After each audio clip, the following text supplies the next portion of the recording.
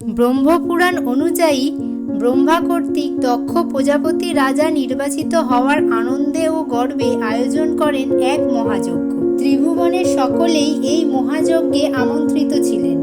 শুধুমাত্র কন্যা সতী ও জামাতা শিব ছিলেন নিমন্ত্রণের বাইরে। বিনা নিমন্ত্রণেই সতী উপস্থিত হন যজ্ঞস্থলে।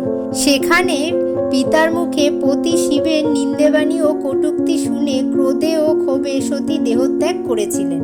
সতীর দেহত্যাগের সংবাদ পেয়ে ক্রোধে উন্মুক্ত হয়ে শিব তার নিজ অনুগামীদের নিয়ে দক্ষযজ্ঞ লণ্ডভণ্ড করেন এবং সতীর নিথর দেহ নিজের কাঁধে তুলে নিয়ে প্রলয় নৃত্য শুরু করেন।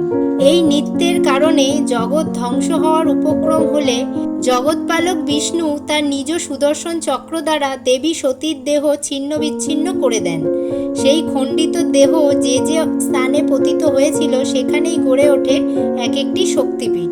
দেবী সতীর দেহ 51টি খণ্ডে বিভক্ত হয়ে 51টি স্থানে পড়ে এবং পরবর্তীতে এগুলি হয় পবিত্র তীর্থস্থান।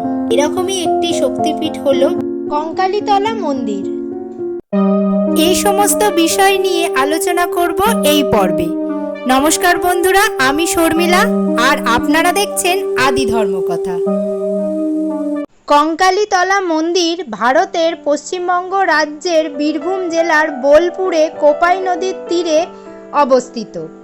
এটি হলো 51 শক্তিপীঠের অন্যতম আরেকটি শক্তিপীঠ। এখানে দেবীর অস্থি বা হাড় পতিত হয়েছে।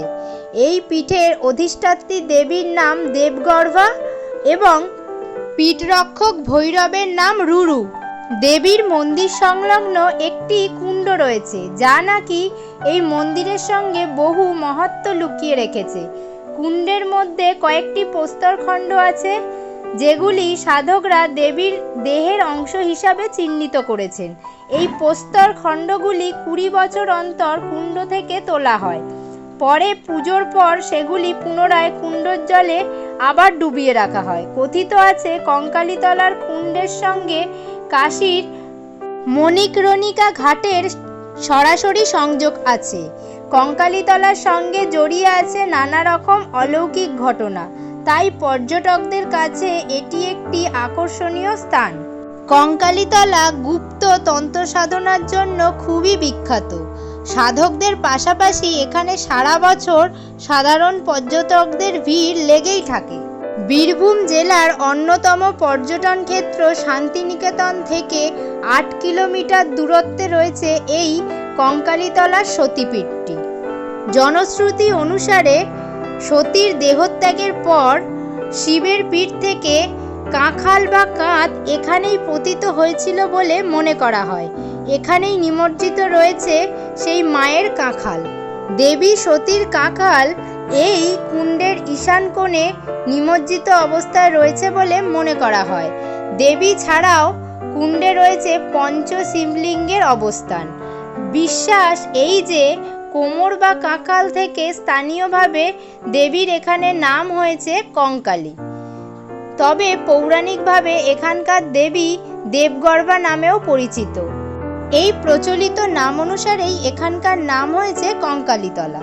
ছোট মন্দিরে পাথরের বেদির উপর সতীর কালী রূপের একটি চিত্রপট রয়েছে। সম্প্রতি একে কাঁচ দিয়ে ঢেকে দেওয়া হয়েছে।